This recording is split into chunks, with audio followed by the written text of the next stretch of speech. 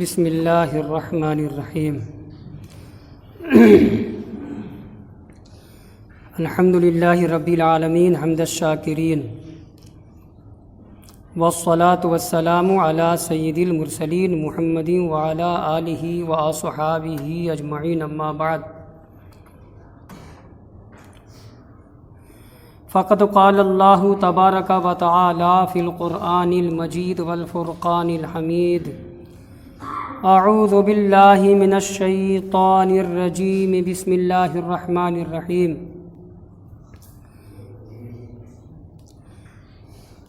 هل ينظرون إلا أن تأتيهم الملائكة أو يأتي ربك أو يأتي بعض آيات ربك يوم يأتي بعض آيات ربك لا ينفع نفسا إيمانها لم تكن آمنت من قبل أو كسبت في إيمانها خيرا قل انتظروا إنا منتظرون صدق اللہ العلی العظیم۔ سورہ انعام کی آیت نمبر 158 میں هل ينظرون إلا أن تأتيهم الملائكة، هل ينظرون کاہیں کا انتظار ہے؟ اللہ پاک فرماتا ہے کاہیں کا انتظار ہے اردو میں، الا مگر یہی، ان تأتیہم الملائکہ کہ ان کے پاس فرشتے آ جائیں، او یأتی ربک یا ان کے پاس ان کا رب آ جائے، او یأتی بعض آیات ربک یا ان کے پاس ان کے رب کی ایک نشانی آ جائے، یوم یأتی بعض آیات ربک جس دن تیرے رب کی ایک نشانی آئے گی، لا ينفع نفسا ایمانها لم تکن آمنت من قبل او کسبت فی ایمانها خیرا، جس دن تیرے رب کی ایک نشانی آئے گی، نشانیاں تو بہت ہیں، ایک خاص نشانی کے بارے میں بات ہے، تفسیر میں بیان کروں گا، جس دن تیرے رب کی ایک نشانی آئے گی، لا ينفع نفسا ایمانها لم تکن آمنت من قبل، تو وہ جان جو پہلے سے ایمان نہ لائی رہی ہو اس کو اس دن نشانی کو دیکھ کر ایمان لانا کچھ فائدہ نہ دے گا، او کسبت فی ایمانها خیرا، یا ایسے ہی وہ جان جو ایمان تو لائی ہوگی مگر اپنے ایمان میں خیر نہ کمایا ہوگا، اس کو بھی اس دن اس نشانی دیکھنے سے کوئی فائدہ نہیں ہوگا۔ قل انتظروا، اے نبی آپ کہہ دو انتظروا، انتظار کرو، انا منتظرون، ہم بھی دیکھ رہے ہیں۔ پیچھے بات گزر چکی ہے، متعدد مرتبہ گزر چکی ہے، اللہ کا شکر ہے 8واں پارہ چل رہا ہے۔ قرآن کا جو مین عنوان ٹاپک ہے وہ یہی ہے نا کہ ایمان لاؤ، اللہ کو ایک مانو، اللہ کے بھیجے ہوئے رسولوں پر ایمان لاؤ، قرآن اللہ کی کتاب ہے مانو، یہی سب ہے نا۔ تو ابھی جو کچھ پیچھے گزرا کہ ہم نے موسیٰ کو کتاب دیا اور پھر یہ کتاب قرآن برکت والی کتاب ہے، فاتبعوہ، اس کی اتباع کرو، جو کچھ لکھا ہے اس پر عمل کرو، پڑھو عمل کرو، واتقوا، گناہوں سے بچو، تقوی اختیار کرو، لعلکم ترحمون، تاکہ تم رحم کیے جاؤ، یہ سب ساری باتیں تو ابھی گزری ہی ہیں۔ تو یہ سب ساری وضاحتوں کے بعد بھی اے نبی اگر یہ مکے کے کافر، یہ عرب کے کفار کافر لوگ انتظار میں ویٹ کر رہے ہیں، نہیں دیکھیں گے، ارے کچھ ہونا ہوانا تھوڑے ہے، کیا یہی انتظار نہ فرشتے آ گئے؟ رسول تو آ گئے، رسول نے میرا پیغام پڑھ کے سنا دیا، کتاب کا حصہ، کتاب کے زیادہ تر حصے نازل ہو چکے، اب کیا انتظار ہے کہ فرشتے آویں آسمان سے یا ان کا رب ان کے پاس آوے؟ اب تفسیر کیا کر رہے ہیں؟ هل ينظرون بعد تکذیبہم الرسول وانکارہم القرآن، رسولوں کو تو جھٹلا چکے، قرآن کا انکار کر چکے، اب یہی انتظار ان کا ہے کہ فرشتے آسمان سے آ کے ان کو سمجھائیں گے۔ الا ان تاتیہم الملائکہ، یا پھر ہاں فرشتے آئیں گے، یہی رہ گیا کہ فرشتے ان کے پاس آ جائیں، لتقبض ارواحہم، ان کی روحوں کو قبض کرنے کے لیے، مر جائیں گے ایمان نہیں لائیں گے، تمہارا رب آ جائے، یا یہ انتظار میں ہے، یا پھر یہ اس انتظار میں ہے کہ تمہارا رب ان کے پاس آ جائے۔ تو رب کیسے آئے گا بھیا؟ رب تو ہر جگہ ہے، وہ کہیں جانے کے لیے ہاتھ پیر سے چلنے کا اور پھر جانے کا وقت لگے، جائے ٹائم لگے، کچھ نہیں۔ قرآن نے اللہ کی شان بیان کیا کی ہے، آیت رٹ لیجئے یہ آیت، وَهُوَ مَعَكُمْ أَيْنَمَا كُنْتُمْ وَاللَّهُ بِمَا تَعْمَلُونَ بَصِيرٌ، قرآن کی آیت ہے، اللہ پاک فرما رہا ہے وَهُوَ مَعَكُمْ أَيْنَمَا كُنْتُمْ، سارے انسانوں سے مخاطب ہو رہا ہے قرآن، سارے انسانوں سے قرآن کہہ رہا ہے جہاں جہاں رہو گے خدا تمہارے ساتھ رہے گا، تمہارے اعمال و حرکات و سکنات و کاموں کو دیکھنے کے لیے وہ نزدیک کا محتاج نہیں ہے کہ وہ نزدیک ہو، تو ہر جگہ ہے، تم جہاں رہے گے سب دیکھ، جہاں رہو گے سب دیکھ رہا ہے۔ اتنی بڑی کائنات، اتنا بڑا آسمان، اتنا بڑا زمین، وہ سب کو دیکھ رہا ہے، کون بندہ کہاں کیا کر رہا ہے، کون فرشتہ کہاں کیا ہے، کیا کر رہا ہے، یہ شان قدرت ہے۔ وہ اپنے بندوں، صرف فرشتے، صرف انسان نہیں، وہ اپنے بندوں، اپنی مخلوق کا ہو نا، وہ اپنے مخلوق کی نگرانی کرنے کے لیے، مخلوق کے کاموں کی سے آگاہ رہنے کے لیے، واقف رہنے کے لیے، کیا کر رہا ہے جانکاری کے لیے وہ کسی شے کا محتاج نہیں ہے۔ تو پھر یہاں پہ یہ قرآن کہہ رہا ہے او یاتی ربک، یا تمہارا رب آ جائے، تمہارے رب کا حکم میں آ جائے، او یاتی بعض آیاتک، او یاتی بعض آیات ربک، یا تمہارے رب کی ایک نشانی آئے۔ دیکھو بھائی، تین چیز بیان کی ہے یہاں پہ آیت کے اندر، فرشتوں کا آ جانا، کیا تب ایمان لائیں گے؟ دوسرا او یاتی ربک، یا تمہارا رب اب آ جائے تب ایمان لائیں گے، دو ہوا۔ او یاتی بعض آیات ربک، یا تمہارے رب کی کوئی نشانی آ جائے، نشانیاں تو بے شمار ہیں، ابھی میں نے پچھلے جمعہ کو بیان کیا تھا، نشانی، آیت، نبی دکھائے تو معجزہ، نبی کو جو لے کر بھیجا ہے، ہر کتاب اپنے وقت میں، موسیٰ کے وقت میں تورات، عیسیٰ کے وقت میں انجیل، داؤد علیہ السلام کے وقت میں زبور، اور ابراہیم علیہ السلام کے وقت میں ان کے صحیفے، یا ایسے ہی حضور محمد الرسول اللہ پر نازل ہونے والی کتاب حق قرآن، یہ سب اللہ کی نشانیاں ہی تو ہیں۔ پھر یہاں پہ یہ کہنا او یاتی بعض آیات ربک، یا تمہارے رب کی کوئی نشانی آئے تب یہ ایمان لائیں گے، اسی کا ان کو انتظار ہے۔ اب یہاں پہ تیسری جو چیز ہے، اس سے کیا مراد ہے؟ تفسیر بیان کر دی پہلے والے قول کی، فرشتوں کا آنا یعنی ان کی قبض ارواح کریں گے، روح نکال لیں گے، بس ختم، کرتے رہیں لاکھ انتظار۔ دوسرا میں نے بیان کر دیا کہ رب کا آنا مراد رب کا حکم ہے، فیصلہ الہی ہو جائے، نیست و نابود کر دو ان کو، اور نیست و نابود بھی نہیں کیے گئے، کیونکہ نبی کوئی معمولی نبی نہیں ہے، نبیوں کے نبی، رسولوں کے رسول حضور محمد الرسول اللہ صلی اللہ علیہ وسلم ہیں، جو سراپا رحمت بنا کر کے بھیجے گئے ہیں، اور آپ کی شان کریمی اور رحیمی تو اتنی بڑھی ہوئی، رب نے وہ نوازا ہے، وہ رحمت والا مقام دیا ہے کہ لاکھ جھٹلاتے رہے، لاکھ اعتراض کرتے رہے، لاکھ انکار کرتے رہے، مخالفت پر آمادہ رہے، عرب کے بڑے بڑے کافر لوگ، بڑے بڑے مالدار لوگ، ایک طرف صہیب ابو ذر ہیں، سلمان فارسی ہیں، اور بالکل نہتے غریب فقیر مسلمان، عزت دار سب سے بڑے وہی تھے، میں ان کو عزت دار نہیں کہوں گا، کفار مکہ کو عزت دار سب سے بڑے ہی ہے، مگر دنیاوی اعتبار سے مال و دولت نہیں، وقت سے نہیں ملا خدا کا رزق ہے، صبر ہے، قناعت ہے، ٹھیک، اور ایک طرف اتبا ہے، شیبہ ہے، ربیہ ہے، ابو جہل ہے، ابو لہب ہے، نظر ہے، فلاح ہے، ڈھیکا ہے، سب مکے کے چوٹی کے مالدار، اور سب کا دبدبا ایک طرف یہ اللہ والے لوگ۔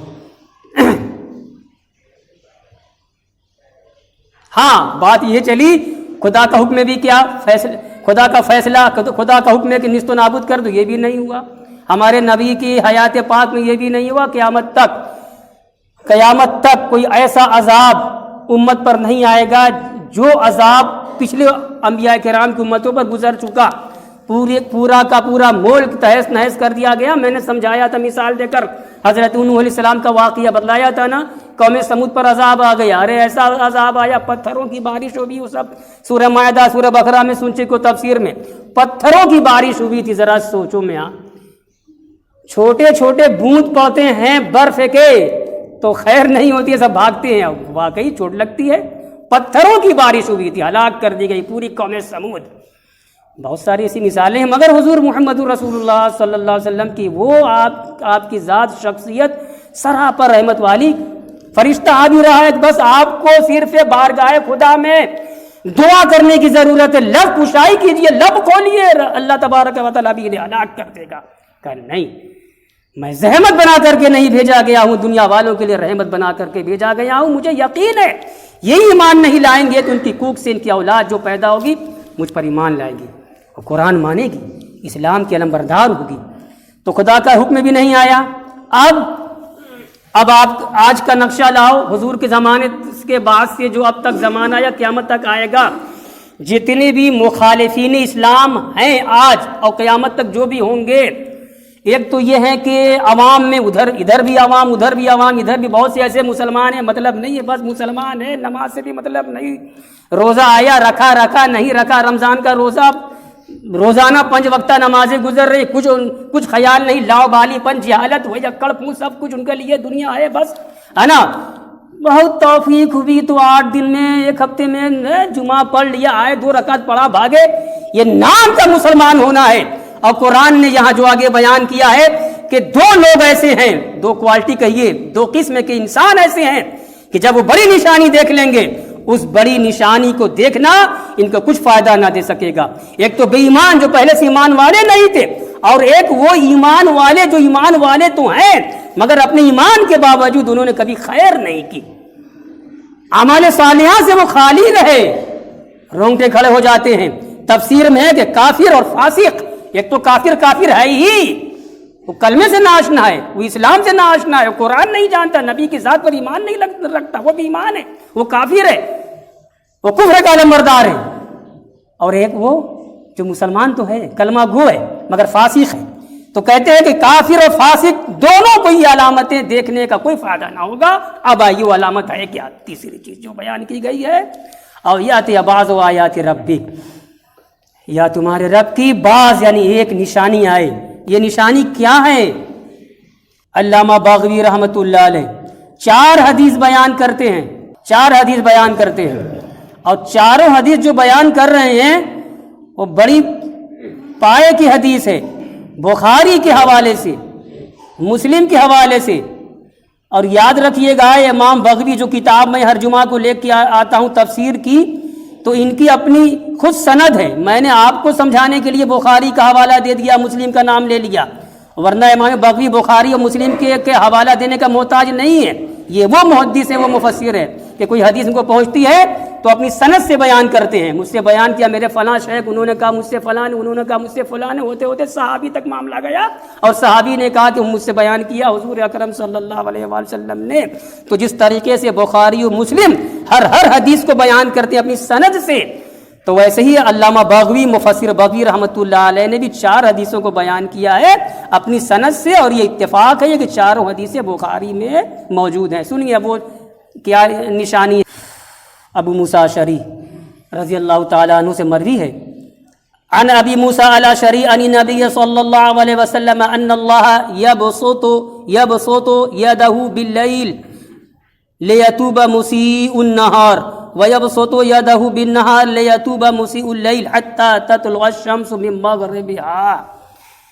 حضرت ابو موسیٰ اشعری رضی اللہ تعالیٰ عنہ سے مروی ہے، وہ اللہ کے نبی صلی اللہ علیہ وآلہ وسلم سے روایت کرتے ہیں، اللہ کے نبی نے فرمایا اللہ تعالیٰ روزانہ اپنے ہاتھوں کو پھیلا دیتا ہے۔ اعتراض ہوگا؟ بالکل ہوگا، اللہ کو کہاں ہاتھ ہے بھائی؟ اللہ نور ہے، ہاتھ اپنی رحمت کو پھیلا دیتا ہے۔ اللہ اپنے ہاتھ کو یعنی اپنے دست رحمت کو، اپنی رحمت کو پھیلا دیتا ہے۔ کیوں بھیا؟ روزانہ نہیں، میں نے کہا باللیل، رات میں، لیتوب مسیء النہار، تاکہ دن بھر جو غلطیاں کی ہیں ایمان والوں نے، مسلمانوں نے دن بھر جو خطائیں کی ہیں، جو اصاعت کا کام کیا ہے، جو برائی کا کام کیا ہے، جو خطیہ کا کام کیا، جو کچھ گناہ کیا ہے، تاکہ وہ رات میں توبہ کر لے۔ اللہ کی رحمت پھیل جاتی ہے، انتظار کرتی ہے کہ کس کس سرزمین سے، کون کون سی بستی سے، کون کون سے گوشے سے میرا مومن بندہ آہ کرتا ہوگا اور دن بھر اپنے کیے پر پچھتاتا ہوگا اور وہ توبہ کرے گا تو میں اس کی توبہ قبول کر لوں گا۔ وَيَبْسُطُ يَدَهُ بِالنَّهَارِ، اور دن میں اللہ تعالیٰ اپنا ہاتھ پھیلا دیتا ہے، یعنی اپنی رحمت بکھیر دیتا ہے، رحمت کو پھیلا دیتا ہے، لِيَتُوبَ مُسِيءُ اللَّيْلِ، تاکہ رات میں گناہ کرنے والا دن میں اپنے گناہوں سے توبہ کر لے۔ حتیٰ اچھا یہ روزانہ معاملہ رہتا ہے، رات میں رحمت عام ہو گئی، دن میں رحمت عام ہو گئی، رات میں رحمت اس لیے عام ہو گئی، پھیل گئی دنیا پر، تاکہ دن میں گناہ کرنے والا رات میں توبہ کر لے، دن میں رحمت آ گئی عام ہو گئی تاکہ رات میں گناہ کرنے والا دن میں توبہ کر لے۔ اور یہی وہ چیز ہے جس کے متعلق آقا نے فرمایا، جس کے بارے میں کہ میں روزانہ 100 مرتبہ استغفار پڑھتا ہوں، توبہ کرتا ہوں۔ کیا مطلب ہوا؟ حضور تو معصوم ہیں، حضور تو معصوم ہی نہیں سید المعصومین ہیں، سارے معصوموں کے آپ سردار ہیں، آپ سے گناہ تو ہو ہی نہیں سکتا، سارے نبی معصوم ہیں، معصوم کہتے ہیں گناہوں سے بے عیب، کچھ گناہ ہو ہی نہیں سکتا، خدا نے وہ مقام دیا ہے، پھر بھی 100 مرتبہ استغفار پڑھ رہے ہیں حضور، اور امت سے فرما بھی رہے ہیں۔ کیوں؟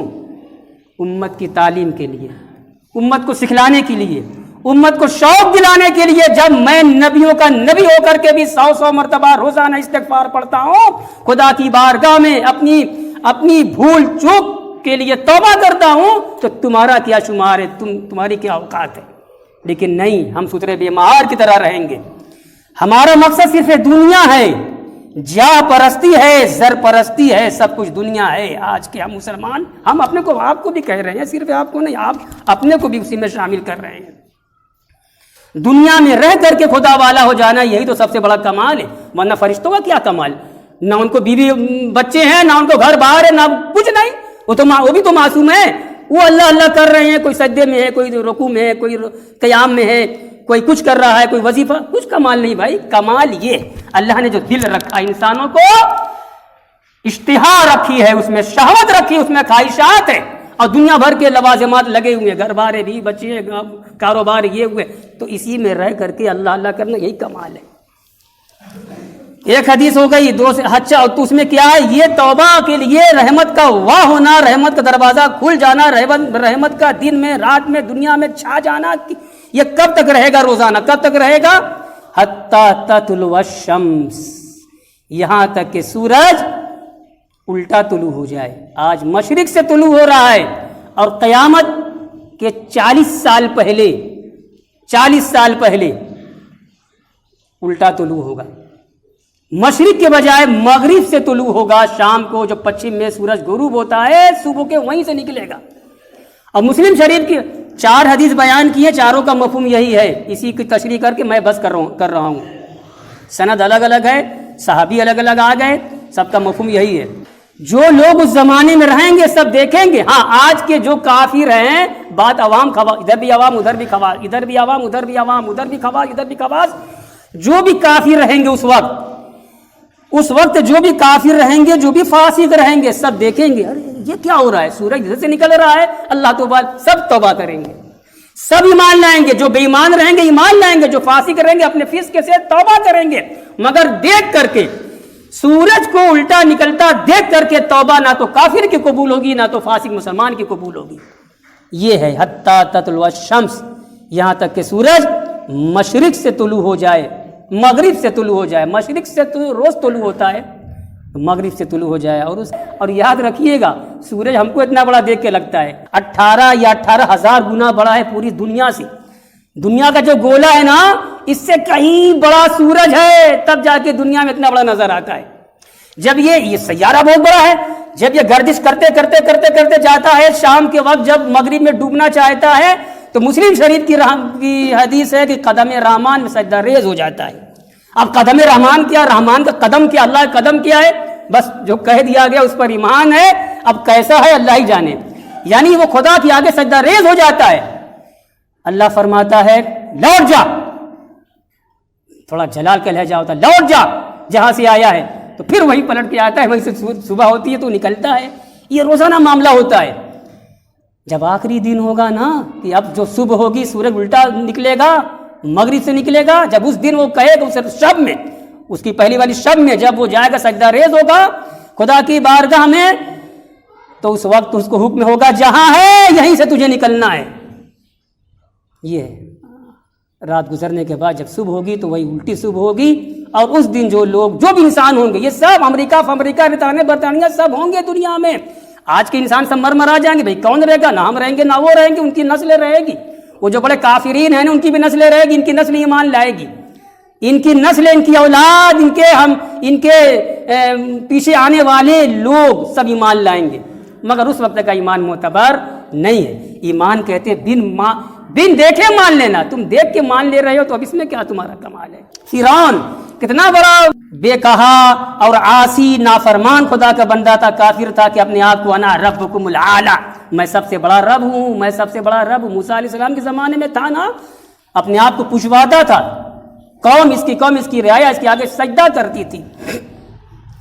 جب عذاب الہی موسیٰ علیہ السلام کے وقت میں جبرائیل آئے، کہا ہے موسیٰ اللہ کا حکم ہے، مارو دریا پر راستہ ہو جائے گا. پیچھے فرعون آ رہا، اس کا لشکر بھی ہے نا، اور آپ ڈر گئے ہو. موسیٰ علیہ السلام بھاگ رہے تھے، چند ایمان والے تھے، بھاگتے بھاگتے پیچھے لشکر فرعون ہے پورے اسلحہ لاؤ لشکر کے ساتھ آگے بھاگ رہے دریا دجلہ آ گیا. اب کہاں جائے بھائی؟ آگے دریا ہے، پیچھے فوج ہے، لشکر ہے، دشمن ہے. حضرت موسیٰ کی قوم نے اس وقت بھی کہا موسیٰ کیا کیا، کہاں لائے تم؟ پیچھے فرعون ہے، آگے دریا ہے، کہاں ہم جائیں؟ یہی فرق ہوتا ہے بنی اسرائیل کی قوم میں امت محمدیہ کے افراد میں. ہم امت محمدیہ کے ہم لوگ اس بگڑے ہوئے دور میں بھی جو ہیں اور قیامت تک جو مسلمان آئیں گے، جب رسول اللہ کا نام آتا ہے تو مچل جاتے ہیں. آپ کے نام پر، آپ کی ناموس پر، آپ کی عزت پر اپنا سر کٹانے کے لیے تیار رہتے ہیں. اور یہی ان کی معراج ہوتی ہے اور ہے. اور وہ ایسے تھے نبی سے الجھ جاتے تھے. تو حضرت موسیٰ دیکھ رہے کہ واقعی یہ میں نے کیا کیا. گھبرانے کا تھوڑا عالم ہے مگر نبی ہیں، خدا کا حکم آئے گا، جبرائیل آئے ہے، موسیٰ مارو دریا پر، ابھی تو وہ راستہ ہو جائے گا. عصائے موسوی تو ہاتھ میں تھا، پھینکا ہے، وہ دریا نہیں رہا، راستہ بن گیا. نکل گئے اس پار نکل گئے. پوری ان کے ساتھ میں جو لوگ تھے سب نکل گئے. اب بہت قریب آ چکا تھا فرعون کا، یہ تو بڑا اچھا موقع، یہ تو راستہ ہے. وہ لوگ ساحل پہ اتر چڑھ رہے ہیں اور یہ دریا میں اتر رہا ہے. جب جیسے ہی دریا میں اتر رہا ہے دونوں پانی ایک ہو گیا، سب بہنے لگے. بتلانا یہی تھا. حضرت موسیٰ کے اس عہد کے جلال الہی، قہر الہی کو جب فرعون نے دیکھا، ہچکولے کھانے لگا، پانی میں ڈوبنے لگا. جب یقین عذاب تھا، وہ عذاب تک بچوں گا نہیں. کیا کہا؟ آمنت برب موسیٰ و ہارون. فرعون بولا میں موسیٰ اور ہارون کے رب پر ایمان لایا. اللہ نے فرمایا اب ہمیشہ تو عقل فو میں رہے، اب تیرا ایمان تجھے نفع نہیں دے گا. یہاں بھی وہی ہے. ایمان کہتے ہیں بالغیب، غیب کے طور پر ماننا، بن دیکھے مان لینا. جو سامنے آ گیا ہے عذاب تبر نہیں. واخر دعوانا الحمدللہ رب العالمین.